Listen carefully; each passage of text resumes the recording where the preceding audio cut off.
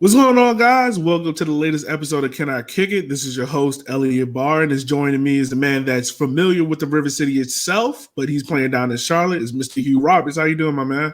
I'm good, my man. Thanks for having me. It's good to be here. Nah, no problem, yo. Like, I promise you that I had to bring you back on. You're the first repeat guest on the show, so it's a pleasure to have you on, man. Hey, I always shout out RVA, man. That's why I gotta do it. So let me ask you this first before we get into all the questions and whatnot. How was your playing time in Richmond? Like, what made you want to leave? Because that's something that, you know, we all miss you up here. We want to know, like, what made you want to leave, take that next step in your career?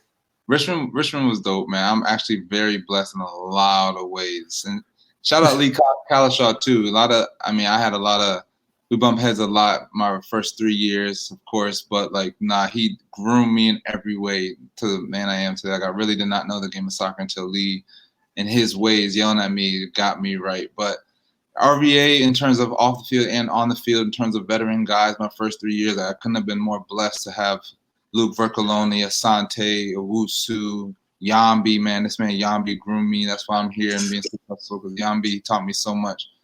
Everything in the sense that I could have asked for, like, that was perfect for me my first 3 years. The reason why I left, though, was never because of RVA. It's more so I wanted the opportunity to go to the MLS. I still haven't really gotten a preseason call up like that, but the reason why I joined the USL is really to, you know, reach that next level, ideally touch the major leagues one day. So I took that leap of faith kind of and taking the opportunity to go to the Steel in hopes of, you know, maybe getting called up to the first team. Okay. So, like, now I wouldn't say you're a veteran. You're kind of getting close to it. You left Richmond as a young man, you know, kind of being a veteran now with the Charlotte Independence team. How was that going for you? How are you kind of looking at that role now? Yeah, it's been interesting. My role definitely changed even from last year, my first year here in Charlotte, to this year. My first year with a lot of veteran guys like Don Maduro, Aaron Mound, other center backs from France and stuff. We had a lot of veteran guys. Transitioning to this year now, we're kind of a younger team, and I'm one of the few veteran guys, so my role's changed, and not just on the field, but off the field too. Going into my 7th year, I figured out, you know, have a little platform for myself now. It's time to speak up and just say some things. So off the field throughout quarantine, that kind of helped me notoriety-wise and just like speaking up in general and just saying something. That all came to fruition being here my 7th year. So it's been good, though. It's been a smooth transition, and these things happen for a reason. And now I'm not at a veteran status yet. But it's coming. It's coming. Well, that's a perfect transition, man. You are like the pure definition of like LeBron's quote, like more than an athlete. You know, everything you do off the field is the plot is alone on it is amazing. Can you talk to us about what you're doing off the field with Backyard Footy and the Queen English Foundation? Yeah, so we partnered together, Queen's English Foundation. Queen's English Podcast is another podcast out here in Charlotte. I actually had them on my podcast for the Cookout Edition virtual part 2, which I had like a bunch of local podcasters here in Charlotte on together on Zoom for an episode. So I had them on it for the first time, and they linked with me after, and I was like, hey, like, you know, we're from overseas. We love the mission and what you're doing. We would love to help out and support. And so with this whole movement going on, they reached out and was like, I know an apparel company, would you love to collab and, you know, create T-shirts and awareness for a foundation? No brainer. And I used my platform with the independents and, you know, reached out to people. We edited the T-shirt design, made it Charlotte specific. But we created this foundation and partnered with 3 local charities out here. 2 actually, Black Love, which feeds the homeless here in Charlotte, and Creative Player Foundation, which is a soccer-specific minority soccer foundation here in Charlotte. So I raised, you know, I did one check donation early in the year, and now I just did my most recent and final. So what happened, I collected all the money throughout GoFundMe throughout the season, collected $3,000. We did a clothes and school supply drive, went to Walmart this past weekend, bought over $1,000 worth of, you know, winter clothes and school supplies. Also wrote a check for $1,000 to Black Love, and another check that's going to be given to Creative Player Foundation. I'm going to be given, and then I coach a U13 boys team here too, so all my parents donated old kids clothes too, and they're going to go to local CMS schools here in Charlotte as well. So, you know, just using my platform has been amazing. Just having, you know, this really is, yes, it's me getting these things together. It's really the community. People have been dropping sleeping bags off, bags and bags of clothes and stuff, coming behind me, reaching out to me, DMing me, how can I help? How can I give away clothes? And, it's been awesome. And it just speaks to sometimes, you think your platform's small, whatever, but just saying something sometimes just gets the spark to get people going. Yeah, most definitely, man. I mean, even the outreach you have down in Charlotte has inspired, people up here in Richmond and all over across America to try to do more, be more. I want to ask you this question. Does being like an outspoken athlete, does this kind of scare you any kind of way? Do you feel like teams are going to be like, well, we don't want him on our team because he's too outspoken? Do you kind of feel that way? It's in the back of my mind, 100%. Like, I've had backlash here, even with what I'm doing with my foundation. Nothing's been smooth here. I've reached out to different foundations. I'm not going to name any, but I've had some that reached out to me like, hey, we don't support Black Lives Matter. We don't want to show any of that on my websites, on our social media. So I had to take them off my foundation on social medias and stuff. I've had other donors and clubs reach out like, we like your mission, what you're doing. We just can't get behind Black Lives Matter kind of thing. So maybe they watered it down to United Against Racism instead of Black Lives Matter because they didn't want to stand with Black Lives Matter. So I've dealt with that through my foundation. So it's already in the back of my mind where, I have to consider now going to a club that supports those issues and already is outspoken with their players, or clubs now, they're not really going to say it to me directly, but in the back of their mind, they might be like, well, Hugh's a good player, but we need to look elsewhere. Hugh, gain some attention, so via social media, we don't really stand for those kind of things. Like, I know that's going to play a role, but honestly, like, I'm not even that worried about that. Like, end of the day, I know my talent's going to speak for itself. So if you want someone that's, making playoffs 7 out of 8 years, that's going to speak for itself. I know at the end of the day, I'm doing this for a bigger mission, not really myself. So, and it's really just going to show you in the sense that it's your insecurity, it's not really mine. So I'm just going to keep doing my mission and my calling, and what's meant to be is going to happen. Yeah, most definitely. I really understand that, and I appreciate you for not allowing that to cripple the things that you want to do. Also, for listeners that might not know, I mean, if they listen to this podcast, they would know you're also part of the head of the USL Black Players Association. From the last time we talked, what has been going on with that organization? What are you guys looking to do? Things of that nature. When was that exactly? I'm just trying to think of the timeline. When was that? I want to say maybe August, because it's right around when you guys first came out.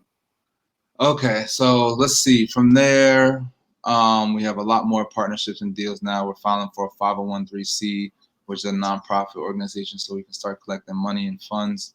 Partner with the Players Coalition, that's partnered with the NBA, MLB, and all the other major leagues. We're under their umbrella, so we can start collecting funds with them and just other organizations as well. Have a website. We've partnered with Black Arrow recently, highlighting, Black players throughout the league. Hopefully, ideally, and it's going to happen, that's going to become more concrete, where annually Black Arrow is doing stuff for Black players throughout the league. We've had 2 meetings with the commissioner himself.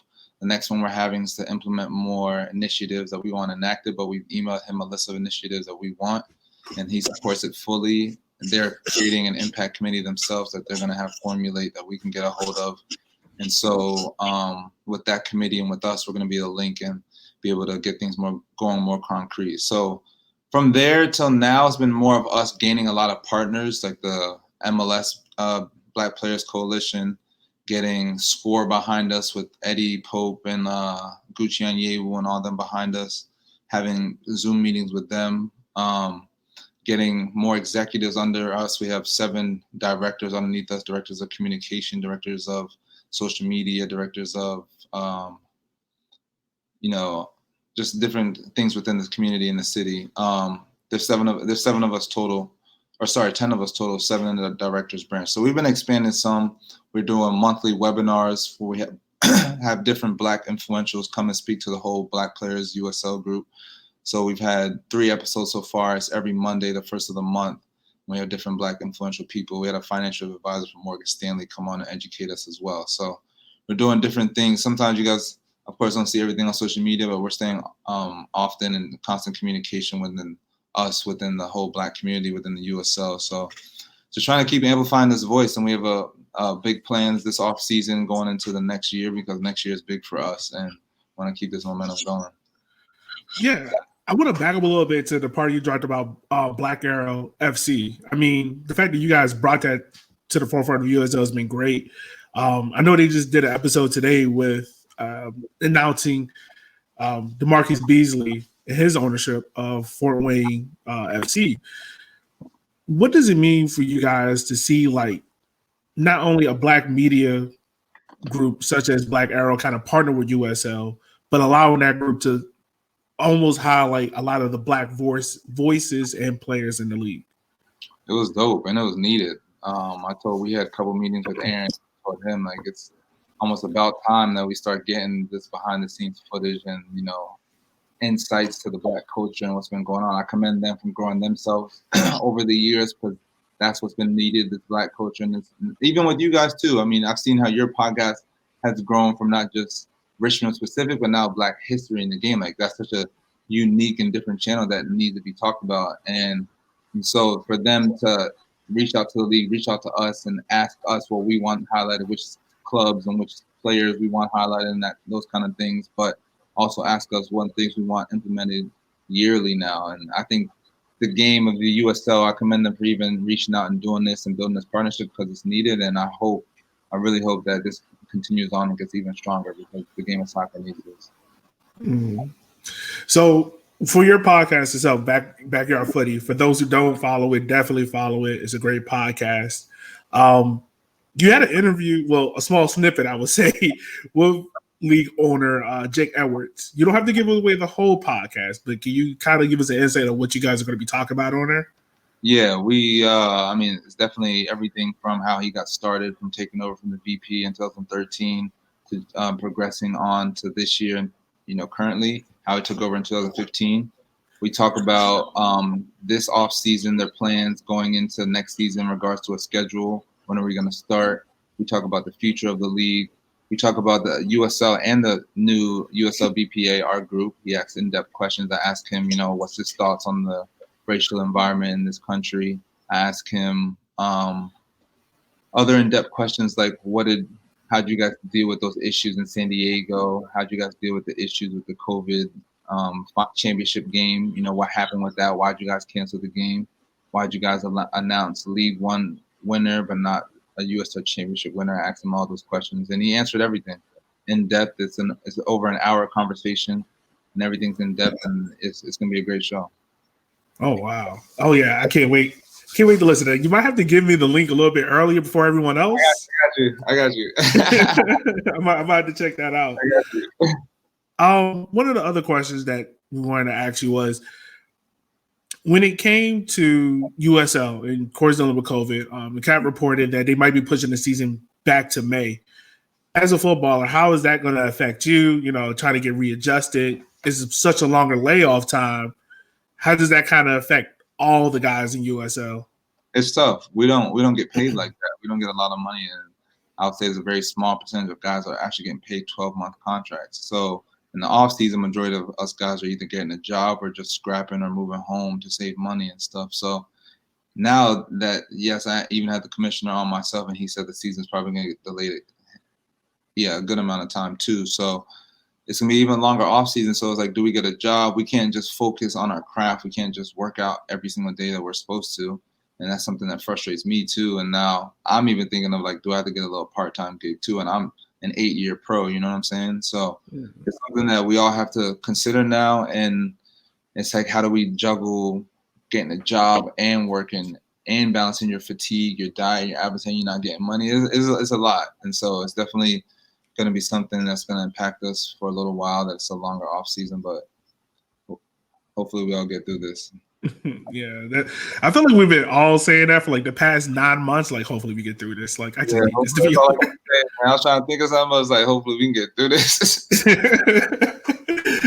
I mean, you brought up another great point, man. Like, me coming into USL, I was thinking like it's like MLS, it's like other soccer leagues. You guys have 12-year contracts. That was like very naive, like, you know, first getting into it. But the more I've kind of understand and definitely talking to you or other players, like, it's not like that.